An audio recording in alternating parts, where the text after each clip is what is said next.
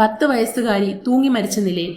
Vellanad Kulakkode Anoop avenue ലൈനിൽ സൗപർണികയിൽ ശ്രീകുട്ടിയുടെ മൂത്ത മകൾ ദീക്ഷിതയാണ് വീടിന്റെ മുകളിലത്തെ നിലയിൽ ബാത്റൂമിൽ ടവൽ ഹാൻഡിലിൽ ഷോൾ ഉപയോഗിച്ച് തൂങ്ങി മരിച്ച നിലയിൽ കണ്ടെത്തിയത്. ശിവരാത്രി പ്രമാണിച്ച് അമ്മൂമ്മ വെള്ളനാട് ശിവൻകോവിലിൽ പൊങ്കാലയ്ക്ക് പോയിരിക്കായിരുന്ന സമയത്താണ് സംഭവം. 4 വയസ്സുകാരിയായ അനിയത്തിയോട് പേനയ്ക്ക് പിണങ്ങുകയും തന്നില്ലെങ്കിൽ ഞാനിപ്പം മരിക്കും എന്ന് പറയുകയും ചെയ്തു.